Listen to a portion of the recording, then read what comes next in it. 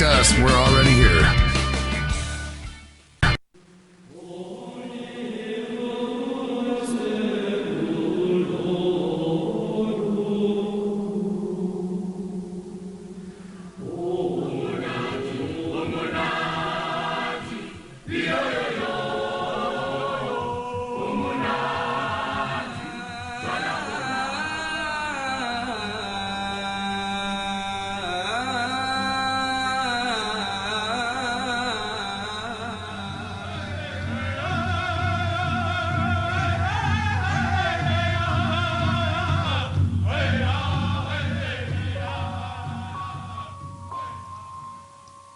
Join Revolution Radio every Wednesday, 8 p.m.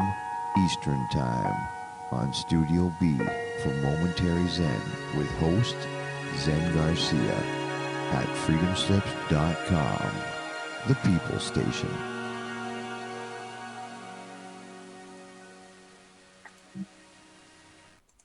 Enjoy your extra big-ass fries. You didn't give me no fries. I got an empty box. Would you like another extra big-ass fries? I said I didn't get any. Thank you. Your account has been charged. Your balance is 0. Please What? come back when you can afford to make a purchase. No. I'm sorry you're having Come trouble. on. My I'm kids sorry are you're starving.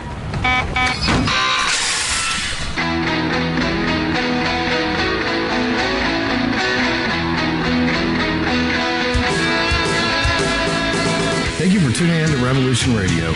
Here at Revolution Radio, we believe in freedom of ideas, freedom of speech, but above all, we believe in freedom of existence through self-reliance.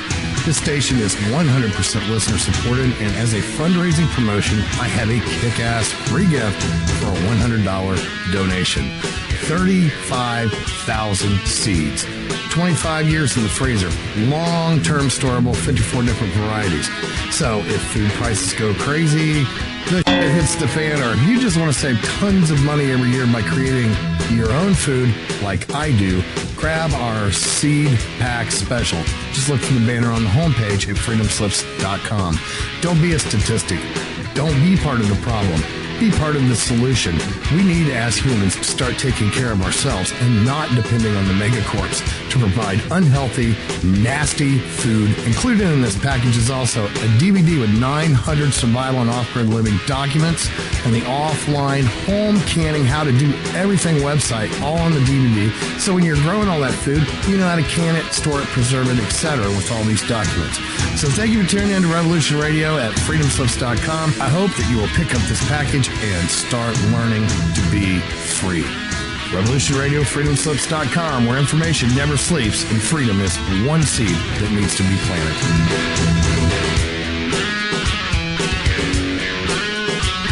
What we do in life, it goes in eternity.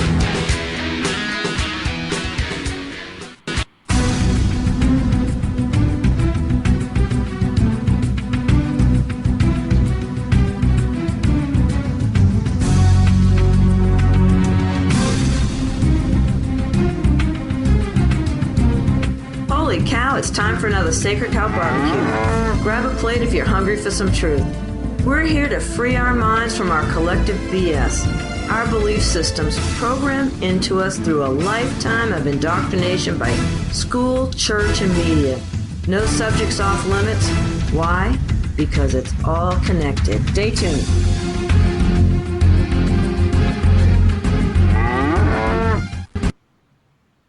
Welcome to another Sacred Cow Barbecue. It's April 14th. I'm Patricia Aiken, an average host with exceptional guests.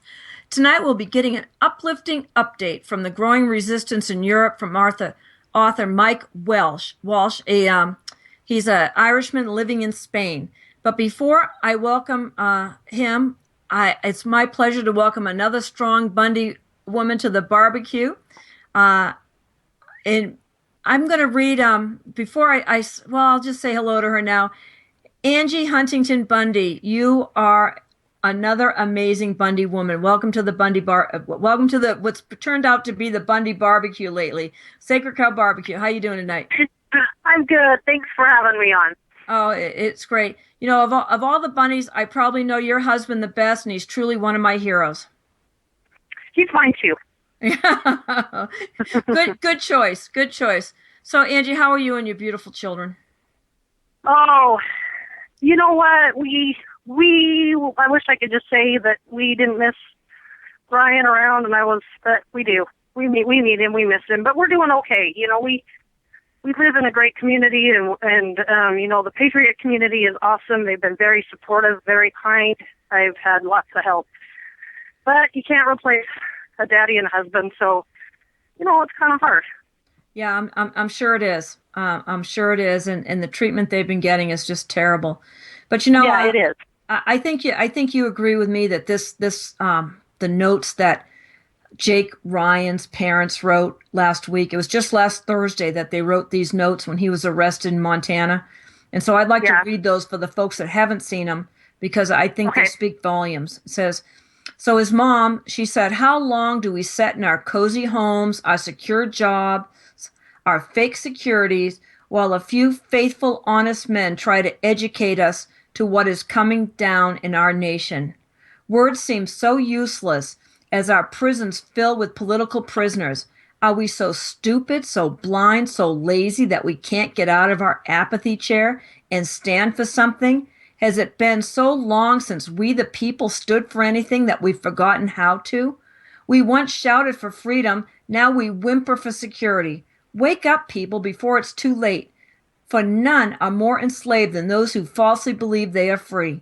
My son Jake believed this, and now he sits in Fed prison with so many others. Some would say it's better for now, he is safe. Lavoy Finicum understood that safe is not as sweet as free. This sadly applies to myself as well. May we all wake up.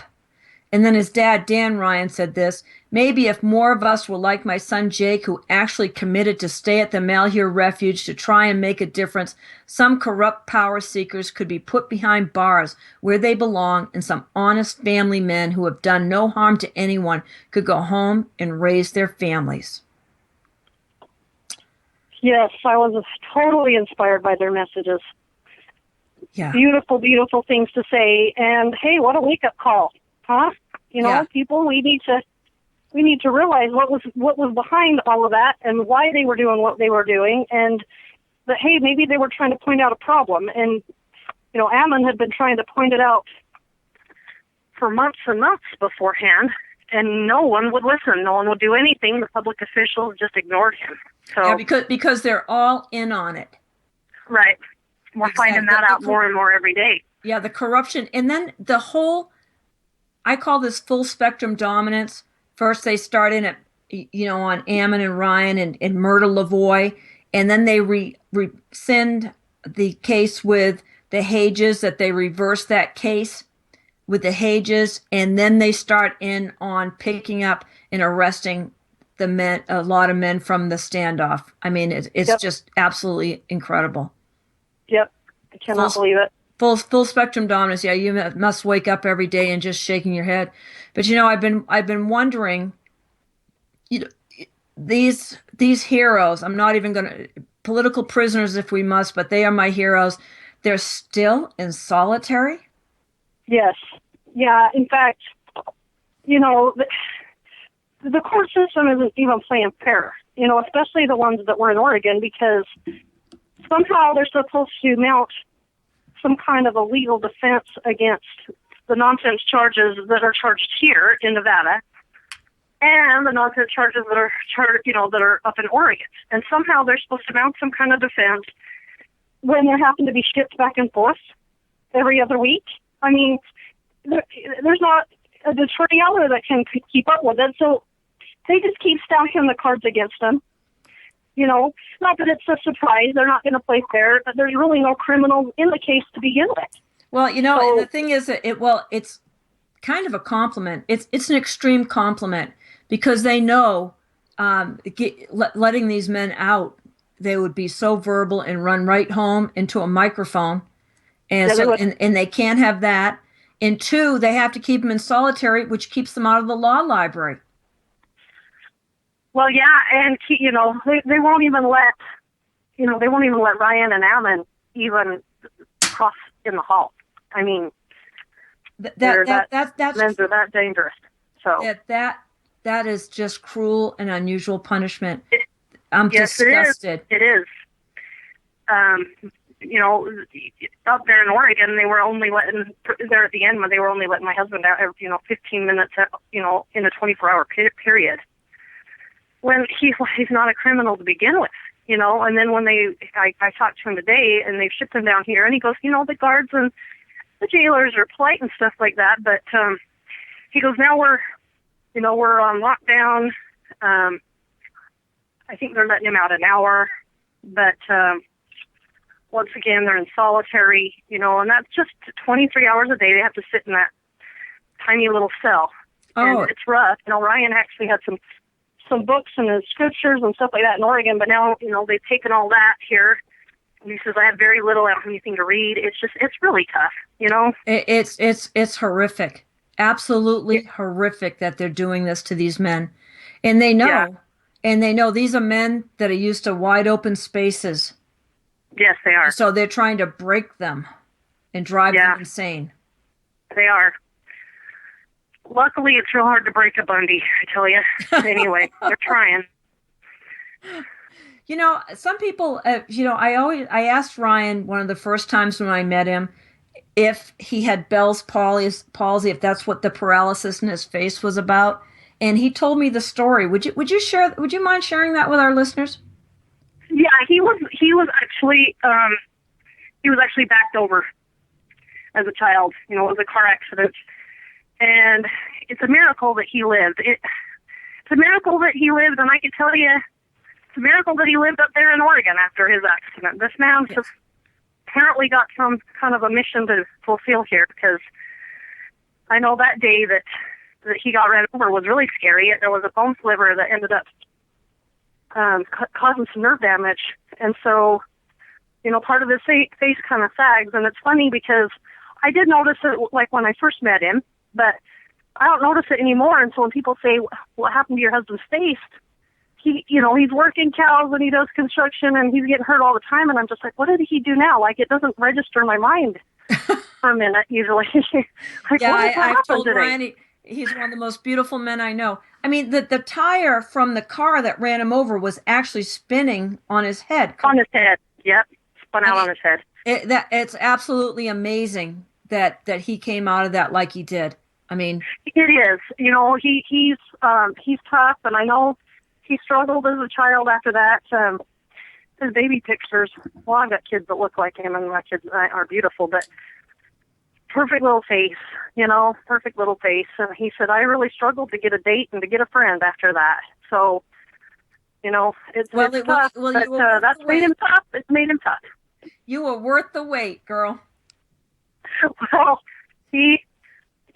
anyway, I could go into the story about, I was actually engaged to somebody else, but, Bundy never really takes no for an answer, and so that was a whole other story. Hey, I am so grateful that he picked me, because we've been really happy. Wonderful. He's a really good person. He's taught me about every day of our marriage just to be, just to be a good person. He inspires me a lot. He always has. Wow. That's great to hear. But that leads us to the next topic. How's the wound in his shoulder from being shot? For a while there, I think in fact, he told me last time I talked to him, he goes, when it initially happened, it felt kind of like a bee sting. It wasn't that bad, but I know it's bothering him now. He doesn't complain a whole lot just because that's how he is, but he does say his arm is sore. There's a 223 bullet sitting in it. So, how big a bullet? He said it was a 223 the last time I spoke with him. So that's pretty big. Yeah, pretty good bullet, and it's in his muscle, and so they didn't dig it out, figuring that it would maybe do more damage to dig it out, but it's still in there. And he does say it bothers him, so that's something we'll have to deal with the rest of our life. And the fact that they tried to kill him, and the fact that he saw very close loved ones killed, and hey, those are going to be scars you don't get over. So no, the way they gunned down Lavoy Finicum, I still don't have any words. I don't either, and he was the best of the best person. Yeah. I know why he was saying shoot me. I know why he was getting away from the truck, because I know Lavoy, and he was trying to take attention away from the truck. Exactly. And that just breaks my heart, because that's just the type of man he is. And then, they just to be gunned down like that with no thoughts or care. I mean, it's just, he has got the most beautiful family. You couldn't have met a better person. It's just tragic. No, a light went out. A light went out that day. A light we won't get back. It totally did, and I've never met a finer man.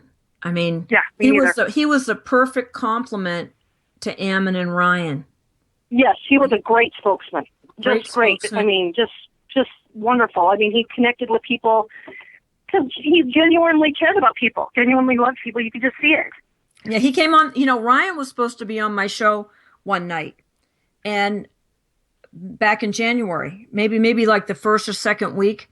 And then when I called him, I said, okay, I'll call you at 5 minutes to 7. I talked to him about 3 o'clock or 4 o'clock. And he answered the phone. He says, Patricia, I don't think I can make it tonight. And I said, oh, really? What's going on? He says, well, I'm in a meeting. And I said, well, do you want me to call you back later? And he goes, no, here, hold on. And he handed the phone to Lavoy. And so Lavoy just jumped in and was a phenomenal person. I mean, you couldn't not love this man. No, you couldn't. I mean, it just absolutely impressive. And I think the thing as tragic as this is, I don't think I've been to a more uplifting funeral.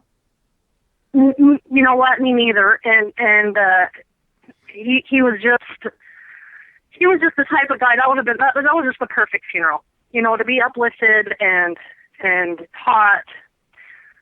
I went away from that funeral. I went to that funeral just feeling heartbroken. Yeah. Because I knew why he did what he did, and how do you talk to a wife and beautiful children, whose husband saved yours? Yeah. And I went away. The Finnecans made me feel so much better. I mean, they are just that type of people. Yeah. Yep. You're gonna make me cry. Well, I've done my share of crying for a couple of months. Oh, good. Definitely have. Yeah. Well, let's get now it's my turn to get mad. I am absolutely amazed that this Fed, Mark McConnell, dared to go on a radio show and make a complete ass of himself and say that Shauna Cox and Victoria Sharp were liars. I couldn't listen to it. I don't have the stomach for that, but people reported back to me, said the woman that interviewed them lost all credibility, and they are obvious plants. I mean, those two men that were on the other night. And Mark McConnell, he's just a time waster. He's actually on Facebook debating with people. And I just encourage everyone, do not debate him. I'm disgusted. Well, and I didn't listen to it either, but, Victoria Sharp spent a couple of weeks in my home. This was after the standoff, and along with her whole family. And I can tell you right now, that girl doesn't lie. Oh. Her mother has instilled in all of those kids Christian values. The girl wouldn't even know how to tell a lie. And, Victoria and Shauna's, their testimony matches Shauna's video. And then Ryan's has told me the story, and his matches theirs too. So it doesn't matter what Mark McConnell says. No, it doesn't. You just need to ignore it. It doesn't matter. But you know what this tells me is how worried the feds are of the truth of this getting out. Yeah. Well, their story's unraveling. Their whole case in Oregon is unraveling. Oh, yeah. I don't know what to say. It's just a joke, in my opinion. It is. It's and it's just covering. They're trying to cover their own corruption, and and this is retaliation. Vengeance at its purest for being embarrassed in Bunkerville. It really is. It really is.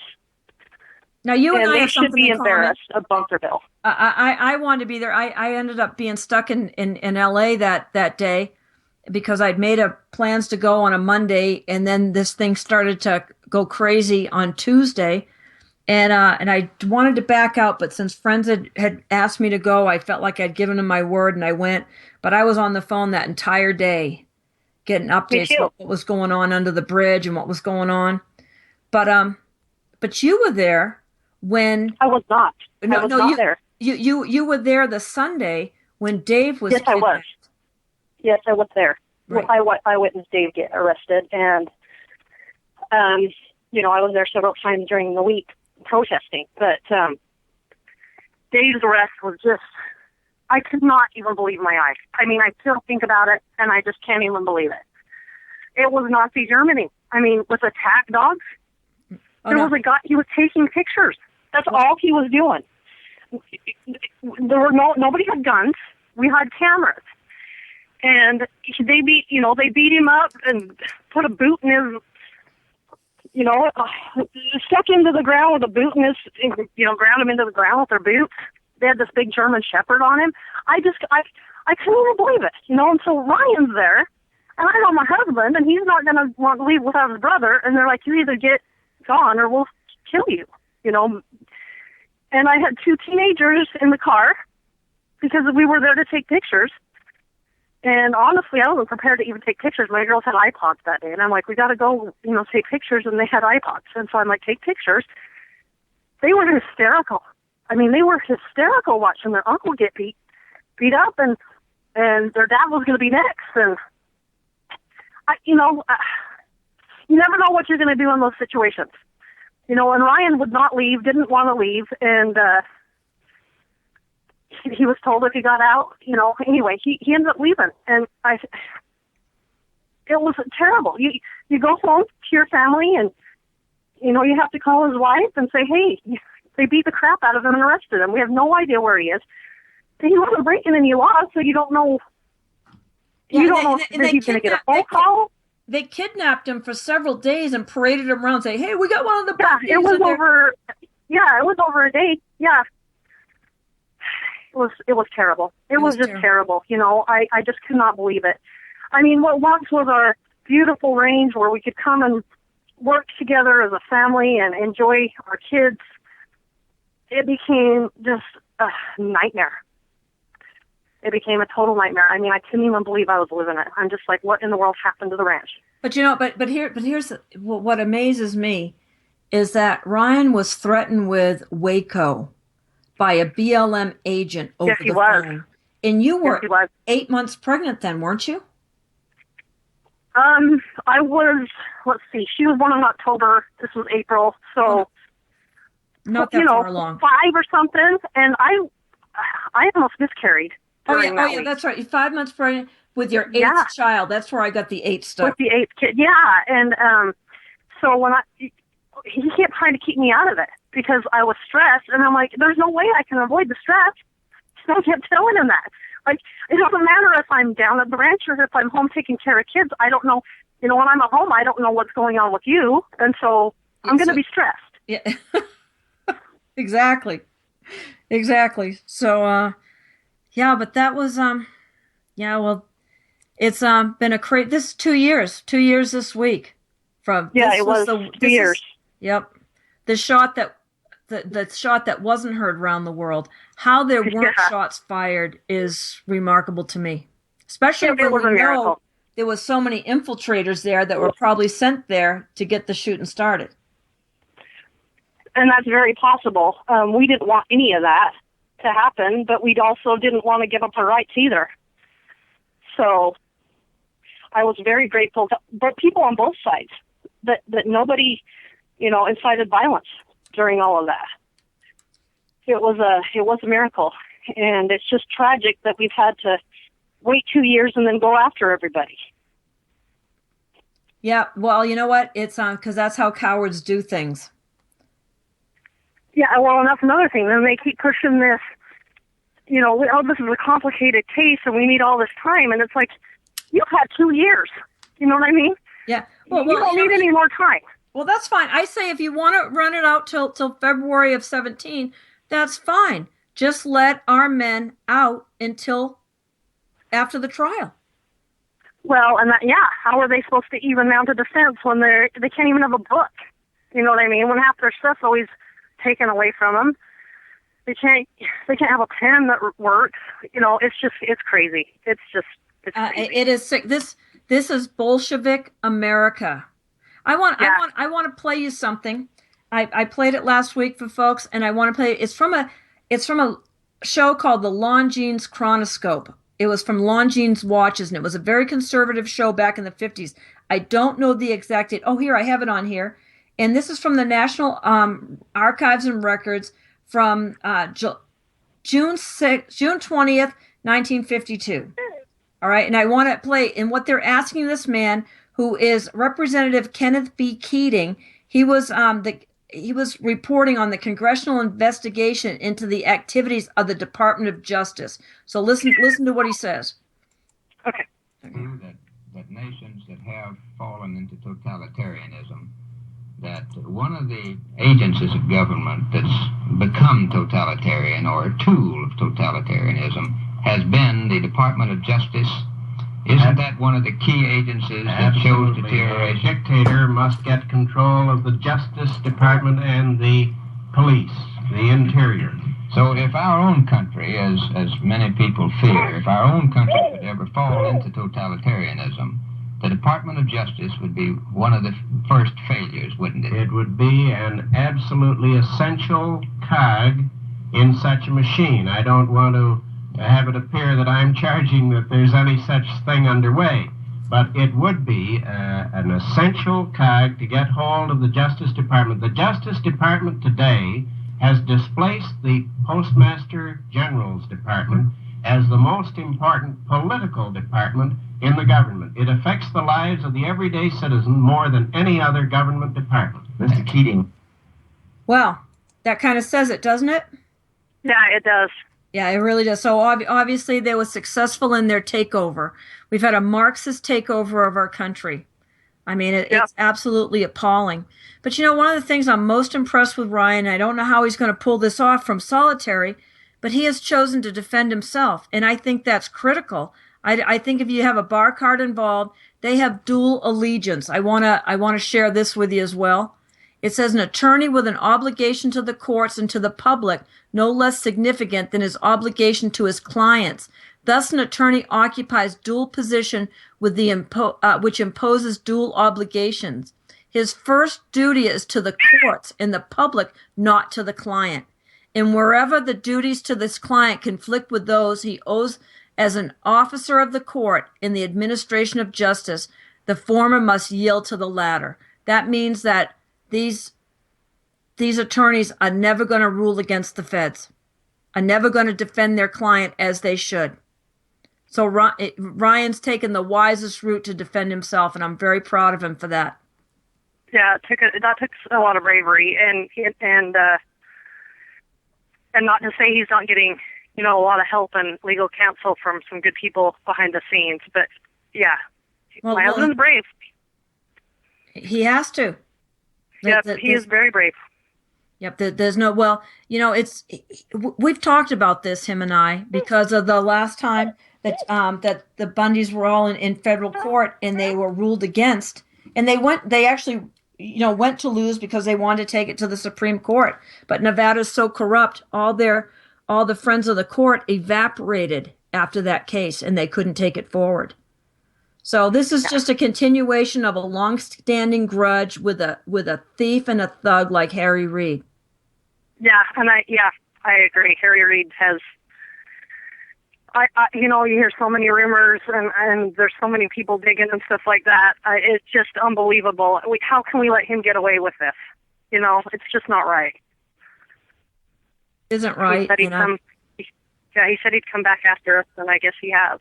So he's not going to break us. He's just not. We can't let that happen. Well, if you haven't had any appetite suppressant today, I want to share what the federal court's website says about the chief judge, in this case, Judge Navarro. On January 1st, 2014, Judge Navarro became Chief Judge of the United States District Court for the District of Nevada. Chief Judge Navarro was nominated by President Barack Obama on December 24th, Christmas Eve, to United States District Judge to the District of Nevada.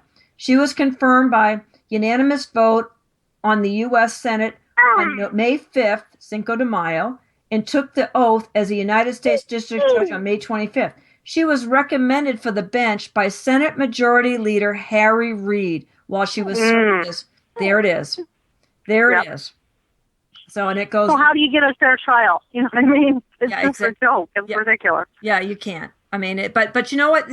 I have some hope about that. And is that my little Salem friend talking to us here? Yeah, she's making some noise, aren't you? Oh, atta girl, Salem. We're gonna get your daddy home soon. Yes, we are. Oh, she needs it. And Lisa has a baby. Not there. Just Lisa has a baby right there, and Stetsy, and anyway, Stetsy was pregnant during the standoff too. It was a miracle that they are all here and okay. Yeah. So. Well, I think this is bigger. This is bigger than the Bundys. Absolutely. Yeah, that's one thing that it is bigger than cows. This is bigger than, but this is just, people need to stop thinking about cows and Bundys and start thinking about natural resources and how we're tied to the natural resources. And if they control the natural resources, then they control everything. So this is way bigger than ranchers or cows or Bundys.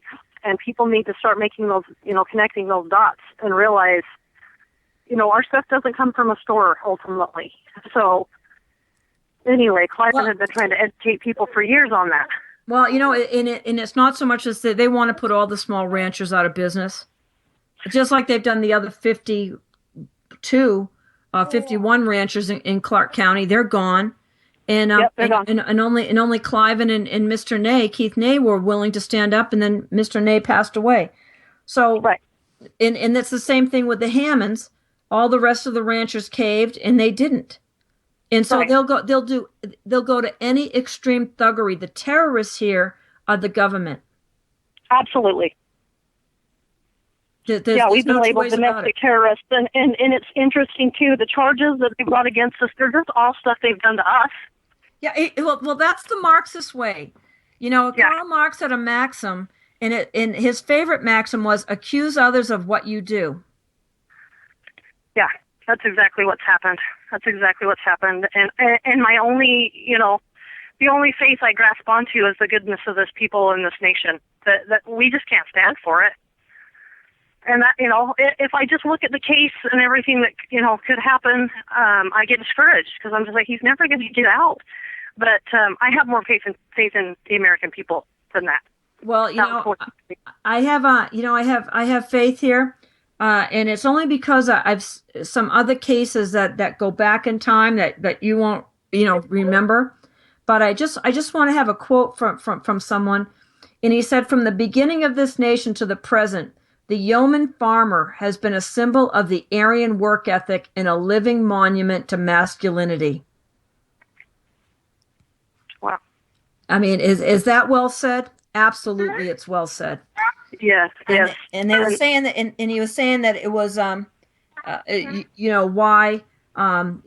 this attack against, and this was said in 1983.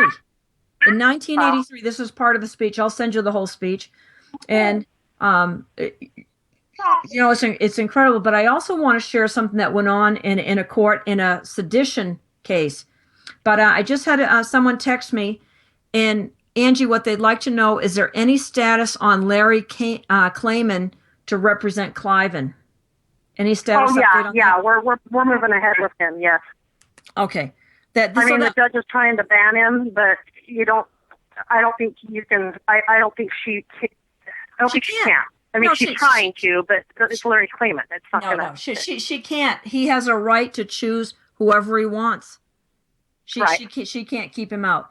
She's just playing games with you folks. More games. Oh yeah, completely. We've got all kinds of games being played. So, yeah. Oh yeah. I mean, it's disgusting. It really is. It really is. Okay, what do you say? Yeah, I know. Talk about corrupt judges. I mean, I want to show you, and maybe we'll have time. But everyone, I'm having the pleasure of talking to Angie Bundy this evening, Ryan Bundy's wife. You're listening to freedomslips.com. This is Revolution Radio, and this is Sacred Cow Barbecue. And we are listener and volunteer supported. And so I just ask you to go over to freedomslips.com, get some of the cool stuff, get the archives. We've got a lot of great shows on, and that's what keeps us on air without commercials. So we appreciate your support. So, Angie. Yes. I want to encourage you that things can go right, and why I encourage you in this is let me get it. Okay, this is from a man who was tried for sedition. They actually had 3 trials, not double jeopardy, triple jeopardy, and he used a court-appointed attorney for the first 2 trials that were a disaster. They refused to defend him when they had obvious things that if they had just spoken up, it would have blown the case all to heck. They would have shown that the feds were lying. So we finally, by the end, he said, let me just go. Oh, this is, let me get down to, I won't read you the whole part. I'll send it to you. Okay, here we go. He said, after this trial in Denver, I was taken to Fort Smith, Arkansas, and along with 13 other men, I was tried for sedition. This indictment charged that we had conspired to violently overthrow the United States government. By then, however, I had been through 2 trials in federal courts and not only knew how the perjury circuses were run, but that system-appointed lawyers will not defend their clients. So I defended myself. The verdict of a jury in a federal courtroom has nothing to do with the so-called justice, since the so-called evidence is just part of the charade and the judge never hears the meat of the case. And a system lawyer is afraid to put the government on trial, so he will not attack the federal's creative perjury as he could or should. I resolved to show the jury exactly what their government is. 4 others of us also defended themselves, and we totally destroyed the government's case. The trial being held in the Bible Belt, I felt it propitious to point out their government's promotion and even enforcement of immorality under both biblical and natural law. During my closing argument, as I pointed at the prosecutors, calling them representatives of perversion, the jury was visibly disgusted with the government lawyers. All 14 defendants were found not guilty. Awesome. That's why I have faith in God and I have faith in people. I do. People inspire and amaze me. And well, I think anyway. that the thing we have in our favor is that the Almighty is on our side. We saw that at the standoff. Overwhelming. Yes. I mean, nobody called and asked 3,000 people to come. No. Like I said, I have lots of faith in people, and I have faith in God. That was a miracle that day that no one got hurt. Yeah. And after that day, I told my kids and I told my husband, we can never, ever deny the existence of God. That was a miracle. Exactly. And so, you know what? It's not the right time to stop trusting them now, is it? No, absolutely not. I'll never. Never. We've seen too many miracles, and that was one of them. Yeah. And the fact that my husband's alive is a miracle. Yeah. And we need to have people stop talking the negative, because people say, they talk negative about this because they know how corrupt the government is, and they won't. But you know what? Our God is bigger than this corrupt government, and I feel like this it's now or never for America. People, some people complain. Well, the Bundys are done.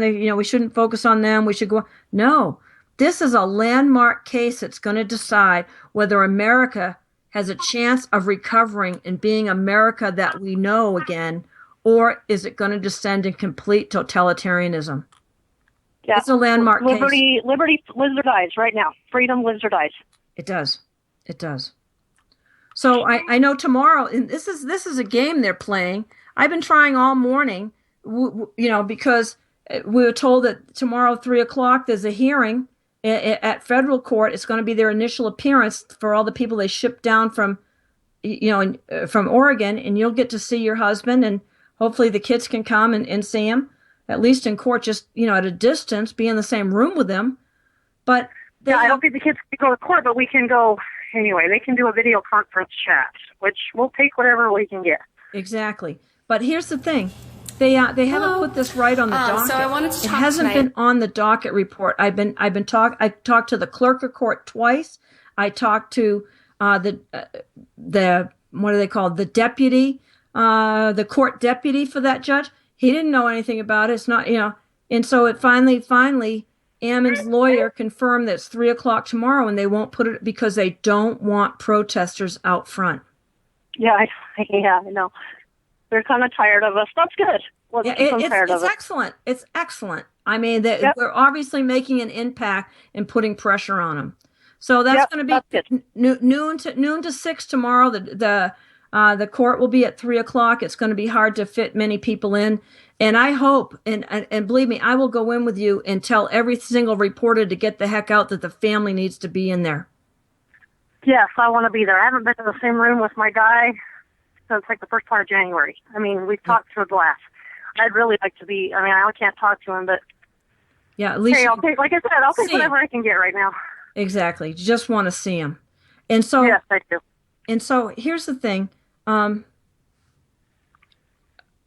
This has been, he only went up to spend the weekend. Him and Lavoie just went to the protest, and they were going to turn around and come home the next day. Yeah, he was supposed to be on Monday. This was January 1st. This was New Year's Day when he left. He's like, I'll be home Monday at the latest. So. And what did you think when he stayed? Oh my goodness. Problem is I've never even been able to discuss it with him. I mean, all of January, he didn't use his phone hardly at all because, he figured they were being listened to. Yeah. And then he's been incarcerated, and we can't have a normal conversation because it's all recorded. Yeah. So I haven't even been able to discuss it with him. Wow. But I know, and everything you write, they open it. They read. Yeah, we haven't been able to have a normal discussion or conversation since before New Year's.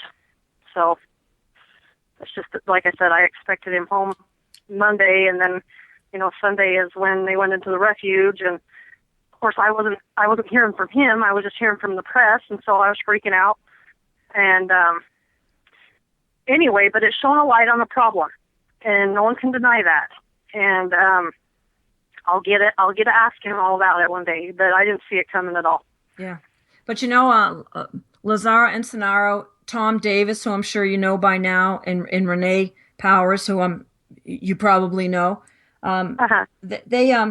They've really uncovered all the evidence that shows that they were lured down to the refuge, that was set up, and that the government. And it might have been. I haven't even been able to ask him about it. Oh, I've got all kinds of documents and stuff that we can share with you that show that they actually sent the employees home 3 or 4 days prior and told them to go on extended vacation. And then they came down, the manager of the refuge came down and opened all the doors and left his keys. That's one report. Yeah, I know they didn't break in. I do know that. Yeah, they didn't. It was an abandoned. Yeah, no, they didn't break in at all. As a matter of fact, the Narrows RV park next door, who does not have a good relationship with the sheriff's office by any means, and I'll tell you that another time. Anybody that listens knows what that's about. But they were actually called that Saturday morning when they were going there, and they were told, "Hey, there's going to be a convoy of trucks coming past, down to the refuge, but don't call us. It's fine," because they did not want a call made to the sheriff's office at that point would have put this in the county's jurisdiction. They did not want it in the county's jurisdiction. They wanted it in federal jurisdiction. And so they said, don't call us. So this was a complete setup. And unfortunately, and we're still unwinding all the characters, we don't know who's who. The only people I'm really sure of is Ammon, Ryan, and Lavoie. And everybody else is kind of a question mark to me because they all have different things going on. This is a huge issue. It's not only millions of dollars, it's billions. And they've been playing at it for a long time. And Bundy Ranch was totally infiltrated. And again, we're still trying to figure out who's who there. Yeah. Yep. It's kind of sad. You don't know who you can trust. I mean, you meet all these people and you want to trust them and love them. And hey, we just do. That's just how we are. But, Well, that's it's unfortunate exactly. that people are, yeah. That's exactly what Margaret and Lily told me last week too. Yeah. So, especially with Clive, if you come through the doors of the ranch, you're going to get loved, you're going to get hugged, you're going to get fed. That's. All right. Well, if we want to make that statement, I guess I honestly have to make this statement. I sent a windmill, electrical windmill, several grid tie inverters, and all kinds of stuff that Skipper says, I don't know what you're talking about. I sent them through Patty, so I don't know.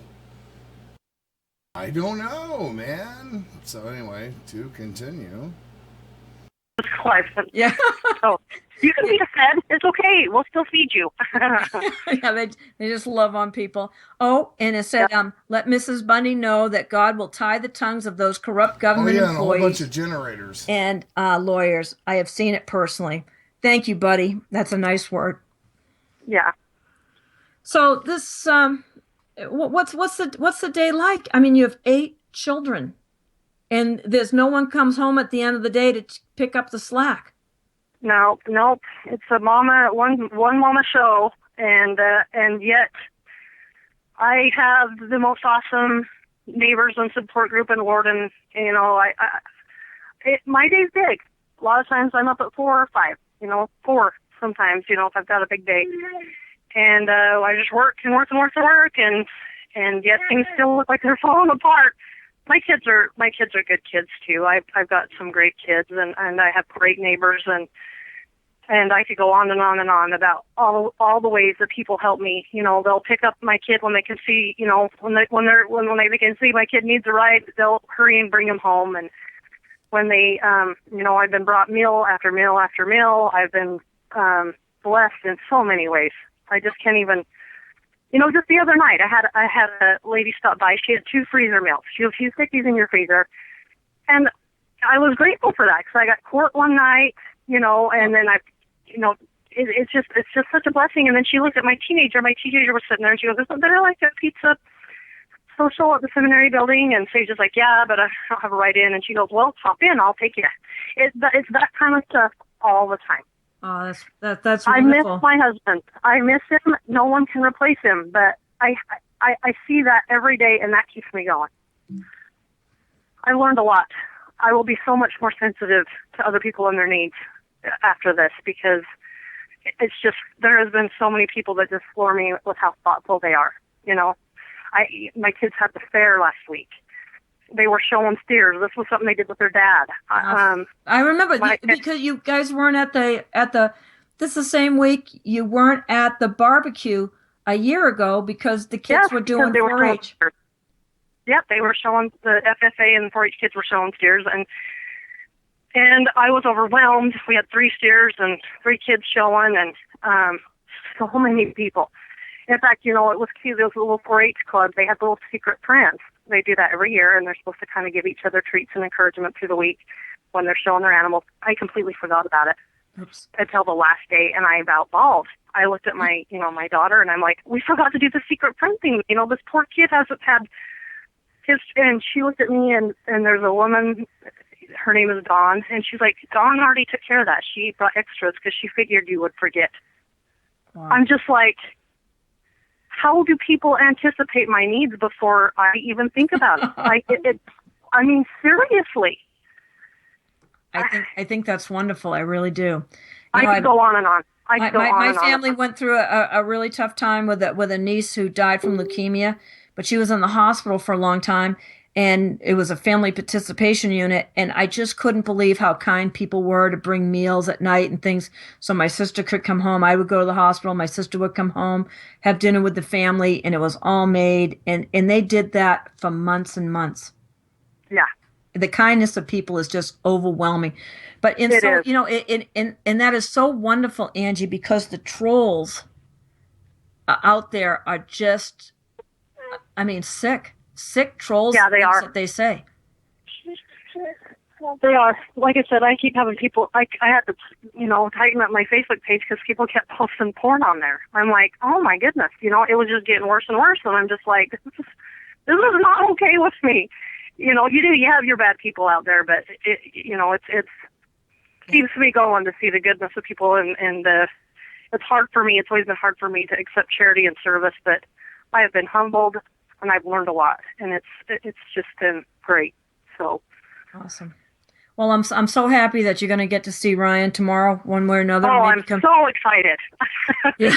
I'm really excited. I mean, I've flown up twice and got a visit through the glass, and Kitty is like a schoolgirl. I mean, we visit, and then I go out and I'm like, hey, I'm going to wave to you from the street. I mean, this is our relationship now, but that's what I got, and it's exciting.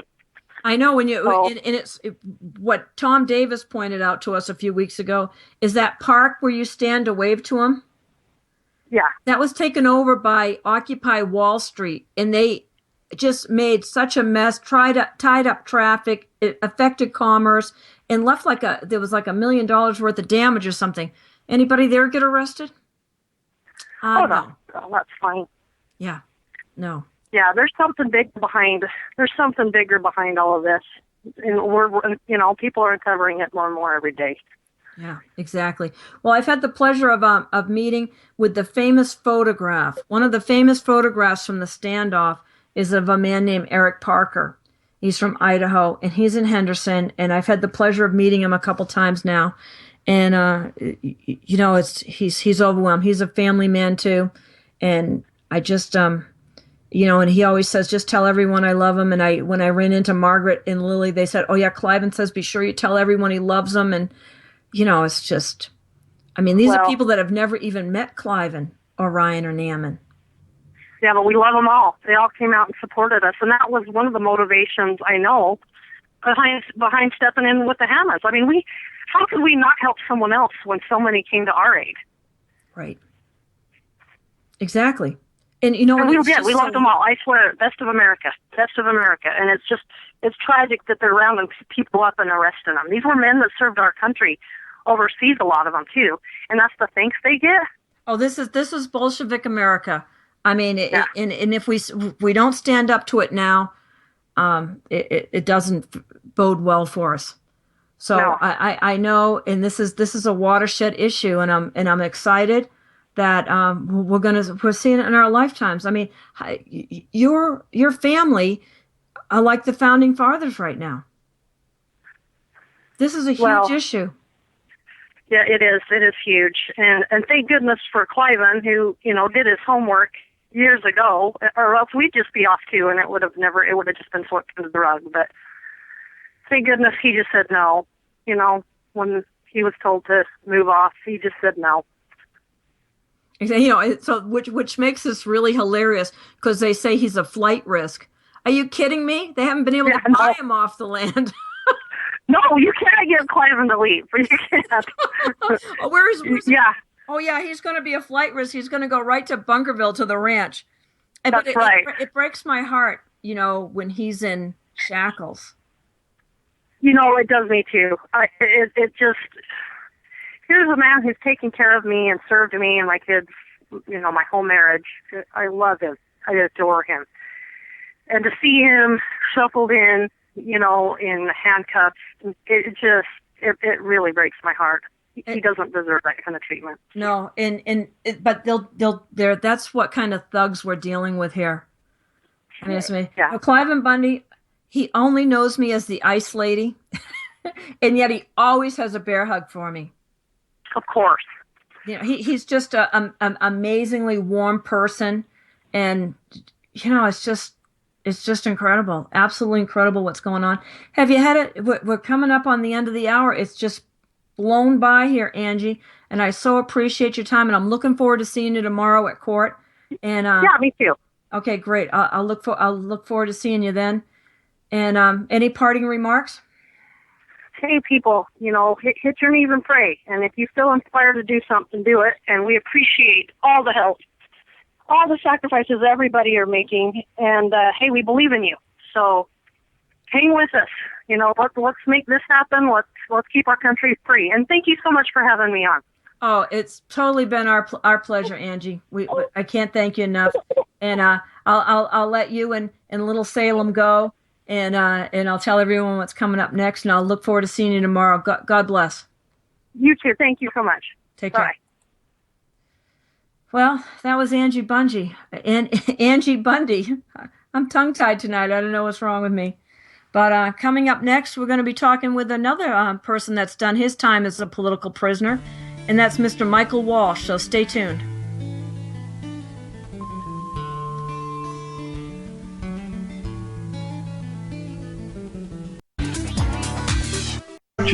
Monatomic elements, longevity, fantastic discoveries in science, downloaded to your brain, then tune into us. Amen.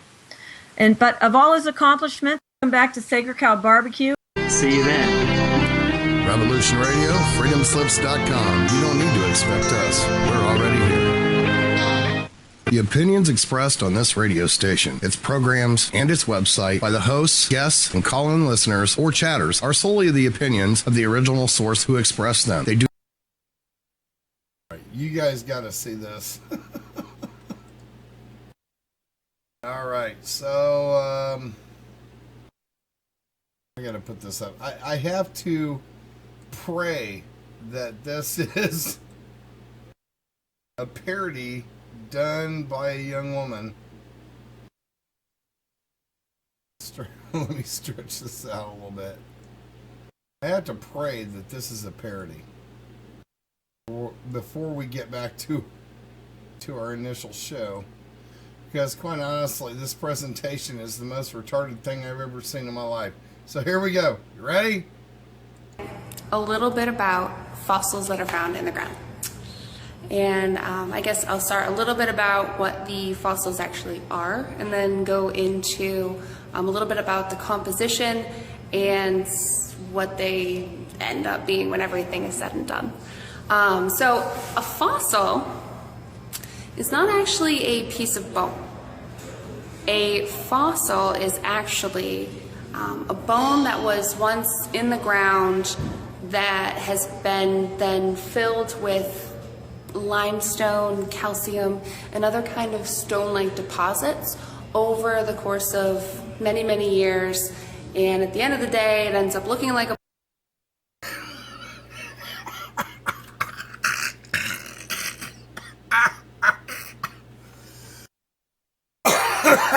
Oh my God, I'm having a seizure. Stone-like deposits. All right, anyway. bone, but it's not really a bone. It's really a rock inside of rock. So you have a rock this big, and you say, okay, inside this rock this big, there's a bunch of fossils. Here you go. And you hand the rock off to a paleontologist, and the paleontologist takes a little mallet and they chip away at it, and at some point they come out with something looking like a bone, and that's a fossil. So here's the question that I pose. Now, oh my God, here's Common Core in full effect. First fossil that was ever found was actually after they came up with the idea of a dinosaur. Right? That seems a little bit far-fetched, right? Why would the bone that was found or the fossil that was found actually be the exact same thing as what was originally hypothesized without any other evidence? It doesn't make any sense. So other now evidence. I give to you. Here, you're my paleontologist. My paleontologist. Turn that into what it was before I ripped it apart. Oh my God, really? Here. You can have some spackle too. As much spackle as you want. Here, turn this into what it's supposed to be. Alright. Who knows what you're going to come up with, right? Now, here, take this same substance, this same spackle, and by the way, it's supposed to be this little guy, Brachiosaurus, who's 40 meters tall. This is what he looks like. This is what the head was supposed to look like. This is a Brachiosaurus skull. Make me a Brachiosaurus skull. With that and as much spackle as you use. Chances are, what are you going to come up with? If you want to keep your job, you come up with a Brachiosaurus skull. If you want to be truthful, you come up with whatever it was that I smashed apart to get this stuff. When millions of dollars are on the line, which one are you going to do? My guess is you're going to go with the Brachiosaurus. That's where the money is. Oh my God, I mean, really? Oh Lord. You know, one of my favorite comedians could not have pulled that off. That was one of the most ridiculous presentations, I have ever seen in my life.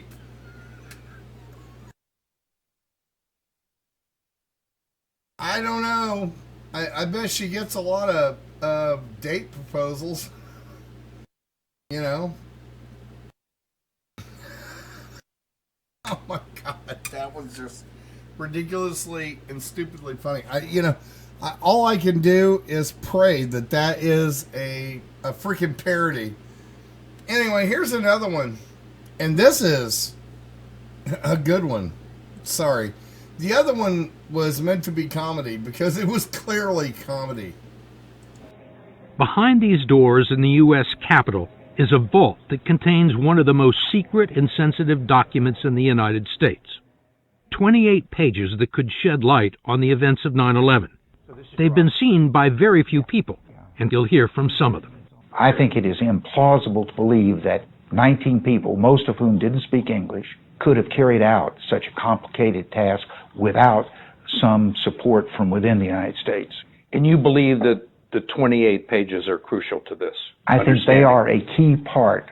On the morning of September 11th, 2001, 19 men armed with box cutters, directed by a man on dialysis in a cave fortress halfway around the world using a satellite phone and a laptop, directed the most sophisticated penetration of the most heavily defended airspace in the world, overpowering the passengers and the military combat-trained pilots on 4 commercial aircraft before flying those planes wildly off course for over an hour without being molested by a single fighter interceptor.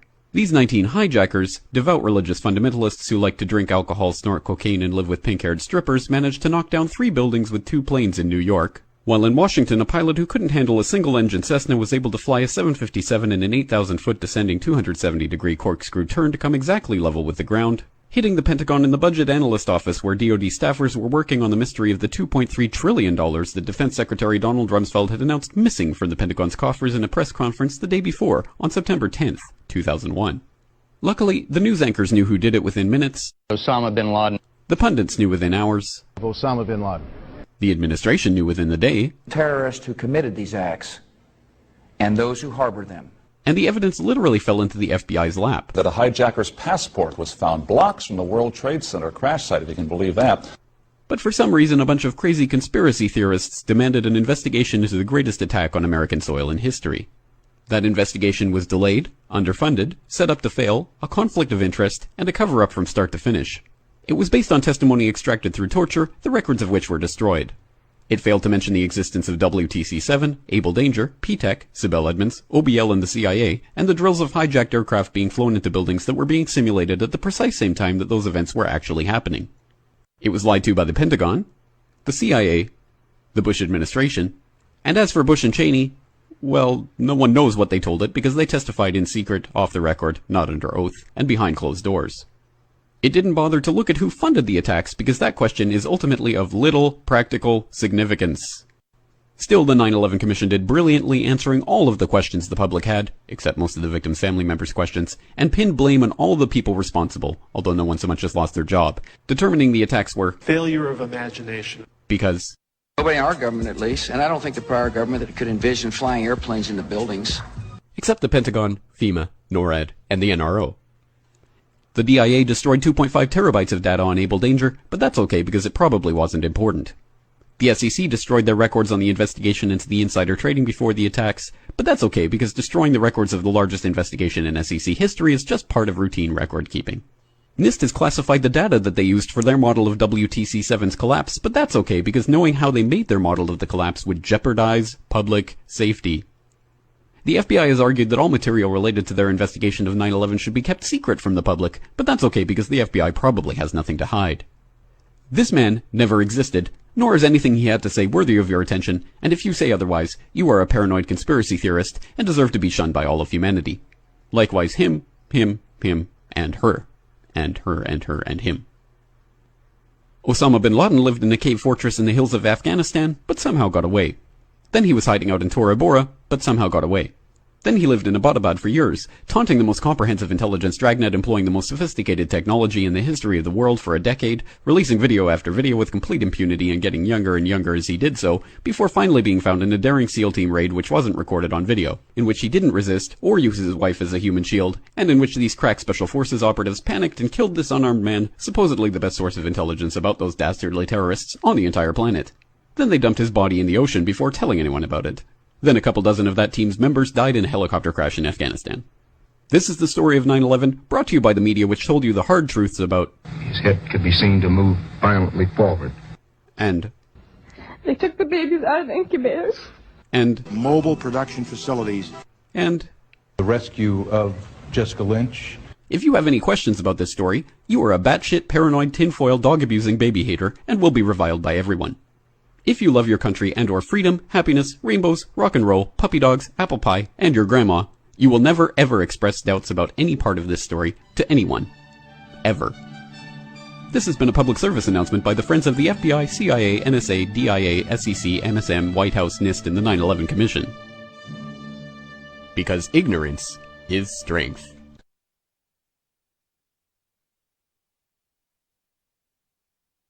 All right.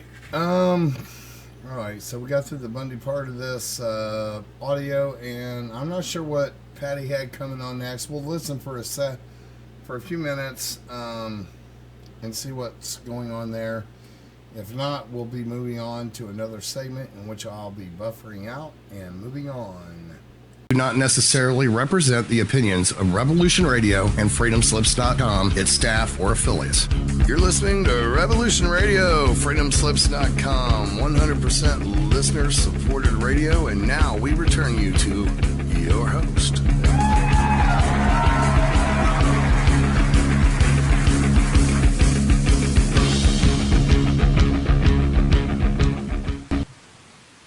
Hey everybody, welcome back to Sacred Cow Barbecue. I'm so pleased that my Irish guest tonight is joining us at O'Dark 100 where he is.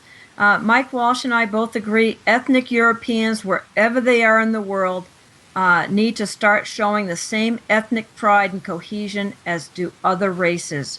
Non-whites stick together.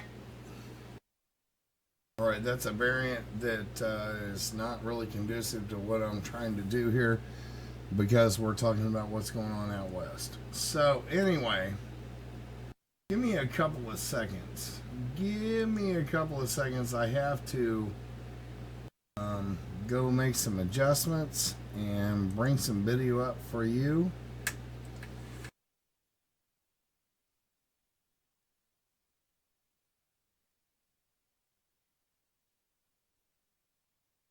It's going to take me it is going to take me a couple of minutes, so give me a second.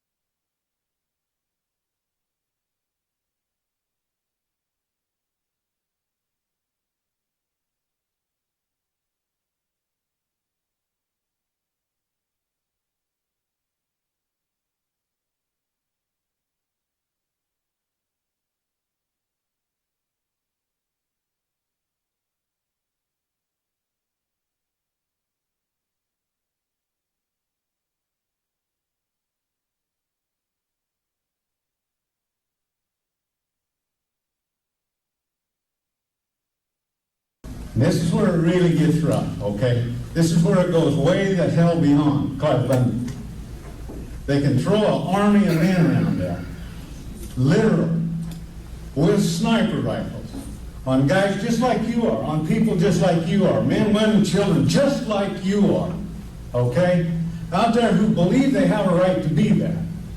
Okay, maybe you believe in some other place than you believe you could be there. And someday they're going to throw that army of men around you. Amen.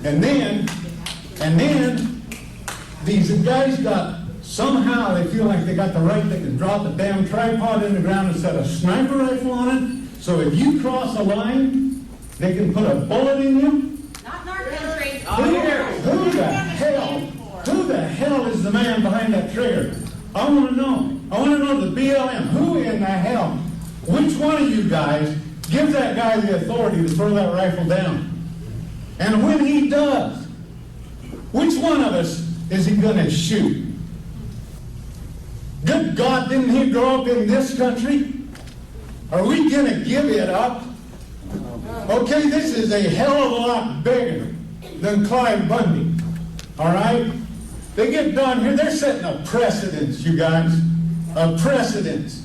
They get done here, they're going up there to Iron County where the Mustangs are, right? We got to save the Mustangs and clean them ranchers off. And then they're going to go over there to central Utah where the sage grouse and the Indian paintbrush is being threatened and clean them cattlemen off. And I can promise you when they get done with it, they're going to take your damn water. They're going to tell you when you can water your fields, what you can plant, and where you can sell it. And you can bet your ass that's where this is going. This is bigger than Clive Bundy.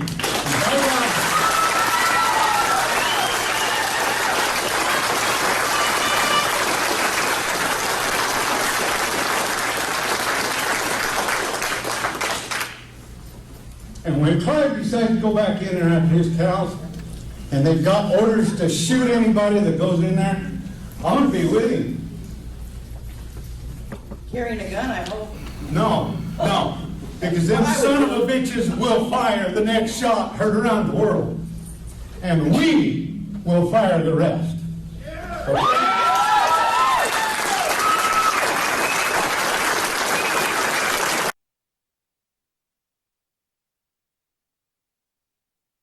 This is where it really gets rough, okay? This is where it goes way the hell beyond Clive Bundy. They can throw an army of men around there, literally, with sniper rifles, on guys just like you are, on people just like you are, men, women, children, just like you are, okay? Out there who believe they have a right to be there, okay? Maybe you believe in some other place than you believe you could be there. And someday, they're going to throw that army of men around you. Amen. And then, these guys somehow they feel like they got the right, they can drop a damn tripod in the ground and set a sniper rifle on it. So if you cross a line, they can put a bullet in you. Not in our country. Who the hell is the man behind that trigger? I want to know. I want to know the BLM. Who in the hell? Which one of you guys gives that hell? Who the hell is the man behind that trigger? I want to know. I want to know the BLM. Who in the hell? Which one of you guys gives that guy the authority to throw that rifle down? Who the hell is the man behind that trigger? I want to know. I want to know the BLM. Who in the hell? Which one of you guys? Who the hell is the man behind that trigger? I want to know. I want to know the BLM. Who in the hell? Which one of you guys gives that guy the authority to throw that rifle down? And when he does, which one of us is he going to shoot? Good God, didn't he grow up in this country? Are we going to give it up? Okay, this is a hell of a lot bigger than Clive Bundy. All right? They get done here, they're setting a precedence, you guys. A precedence. They get done here, they're going up there to Iron County where the Mustangs are, right? We got to save the Mustangs and clean them ranchers off. And then they're going to go over there to central Utah where the sage grouse and the Indian paintbrush is being threatened and clean them cattlemen off. And I can promise you when they get done with it, they're going to take your damn water. They're going to tell you when you can water your fields, what you can plant, and where you can sell it. And you can bet your ass that's where this is going. This is bigger than Clive Bundy.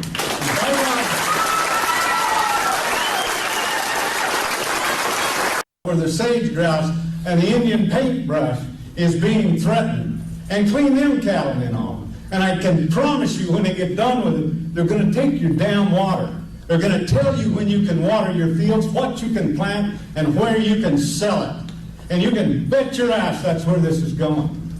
This is bigger than Clive Bundy.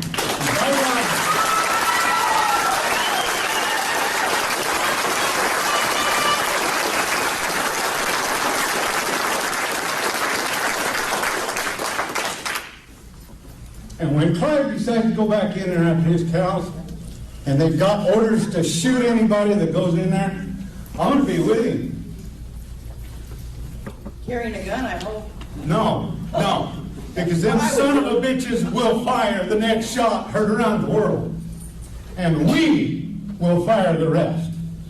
Okay?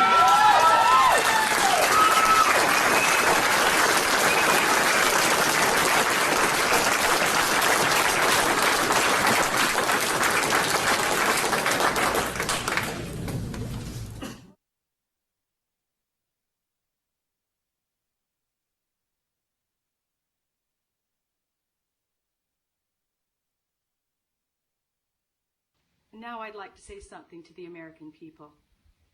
America, wake up. This is not about the Bundy Ranch. This is not about the Bundy family or the Finicum family. This is about a government who is taking control of every part of our lives. We need to call our representatives. We need to totally flood their phone lines with people saying, please let we the people take control of our own land. Please, let's move back to the Constitution. And please, let's not let Harry Reid control who gets to see our land and who doesn't. This is America. This is for everybody. It would be horrible. It would be terrible if you didn't let the people come out and see these beautiful flowers and see this beautiful land. They're trying to save it for future generations. Well, let's let the generation we have today enjoy it as well. America, please wake up.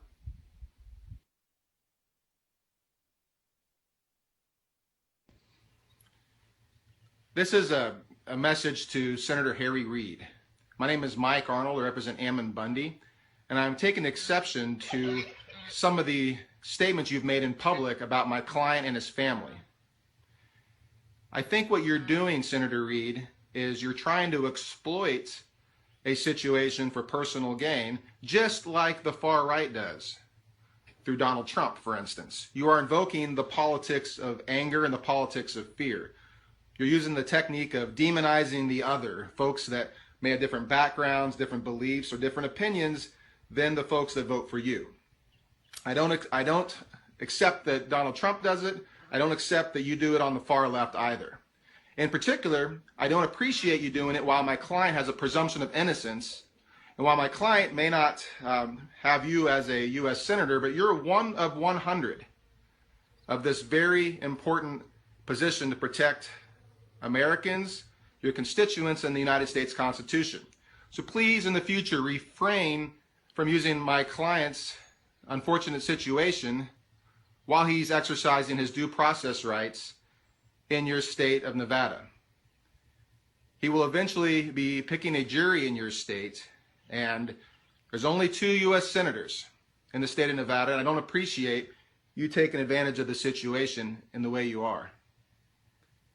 He may have some positions that represent, at this point, a minority of Americans, but what he does have is the right to free speech and the right to express those ideas.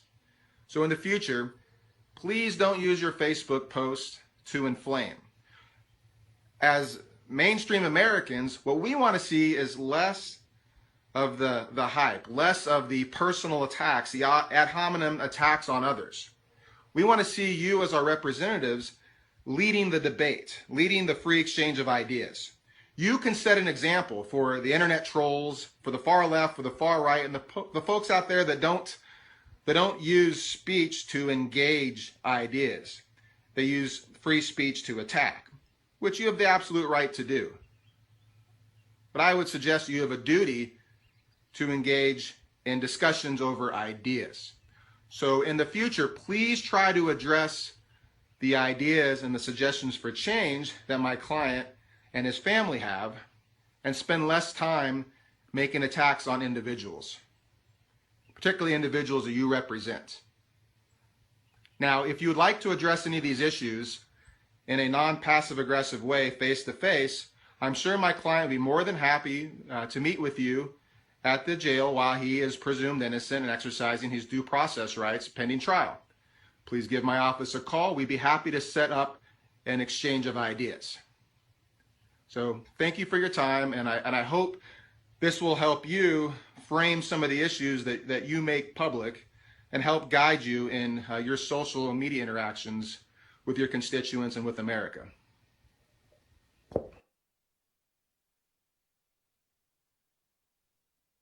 This has reached the point of ridiculousness.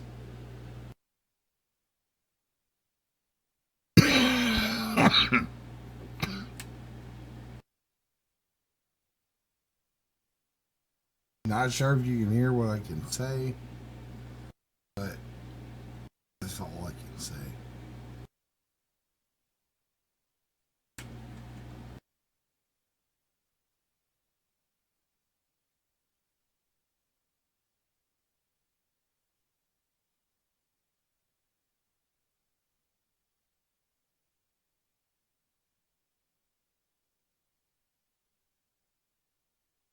You know, when all the cards, every card in the deck is against you, how do you fight the fight?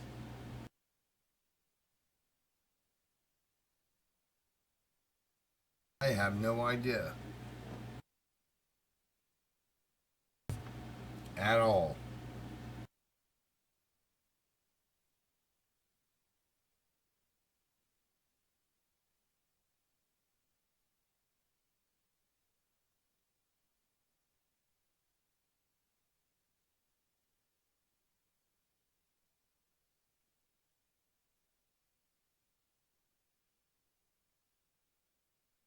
Oh wait, because the reason